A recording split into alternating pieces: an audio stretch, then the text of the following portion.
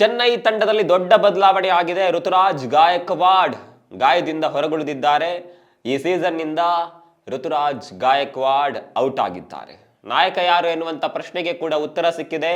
ಋತುರಾಜ್ ಗಾಯಕ್ವಾಡ್ ಅವರ ಜವಾಬ್ದಾರಿಯನ್ನ ಚೆನ್ನೈನ the most successful captain MS Dhoni ಹೊತ್ತುಕೊಳ್ಳಲಿದ್ದಾರೆ. ಈ ಮೂಲಕ ಸೋಲಿನ ಸುಳಿಯಲ್ಲಿದ್ದಂಥ ಚೆನ್ನೈ ತಂಡವನ್ನ ಧೋನಿ ಯಾವ ರೀತಿ ಮುಂದುವರಿಸಿಕೊಂಡು ಹೋಗ್ತಾರೆ ಅನ್ನುವಂಥ ಪ್ರಶ್ನೆಗಳು ಕೂಡ ಎದ್ದಿದೆ. ಈ ನಡುವೆ ಚೆನ್ನೈ ತಂಡಕ್ಕೆ ಅದೊಬ್ಬ ಆಟಗಾರ ಎಂಟ್ರಿ ಕೊಡ್ತಾನೆ ಅನ್ನುವಂಥ ಸುದ್ದಿ ಕೂಡ ಹರಡ್ತಾ ಇದೆ.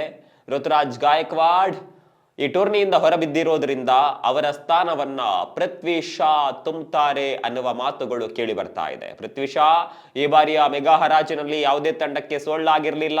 ಯಾವುದೇ ತಂಡಗಳು ಪೃಥ್ವಿ ಶಾ ಅವರನ್ನ ತೆಗೆದುಕೊಳ್ಳೋದಕ್ಕೆ ಮನಸ್ಸು ಮಾಡಿರಲಿಲ್ಲ. ಆದರೆ ಈಗ ಅವರಿಗೊಂದು ಅವಕಾಶ ಒದಗಿ ಬಂದಿದೆ. ಋತುರಾಜ್ ಗಾಯಕ್ವಾಡ್ ಟೂರ್ನಿಯಿಂದ ಹೊರಬಿದ್ದಿರೋದ್ರಿಂದ ಅವರ ಸ್ಥಾನದಲ್ಲಿ ಆಡೋದಕ್ಕೆ ಪೃಥ್ವಿ ಶಾಗೆ ಕರೆ ಹೋಗಬಹುದು ಅನ್ನುವಂಥ ಮಾಹಿತಿಗಳು ಸಿಗ್ತಾ ಇದೆ. ಒಂದು ವೇಳೆ ಪೃಥ್ವಿ ಶಾಗೆ ಅವಕಾಶ ಸಿಕ್ಕಿದ್ದೇ ಆದಲ್ಲಿ ಖಂಡಿತವಾಗಿಯೂ ಇದೊಂದು ದೊಡ್ಡ ಮಟ್ಟದ ಅವಕಾಶ.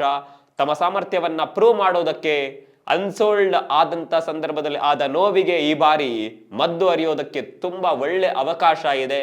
ಪೃಥ್ವಿ ಶಾ ಈ ಅವಕಾಶವನ್ನ ಬಳಸಿಕೊಂಡಿದ್ದೇ ಆದಲ್ಲಿ ಹಳೆಯ ಆ ಸಿಂಹದ ಮರಿಯನ್ನ ಮತ್ತೊಮ್ಮೆ ಮೈದಾನದಲ್ಲಿ ನೋಡಬಹುದು. ನಿಮ್ ಪ್ರಕಾರ ಪೃಥ್ವಿ ಶಾ ಕಮ್ ಬ್ಯಾಕ್ ಮಾಡ್ತಾರಾ? ಕಾಮೆಂಟ್ ಮಾಡಿ.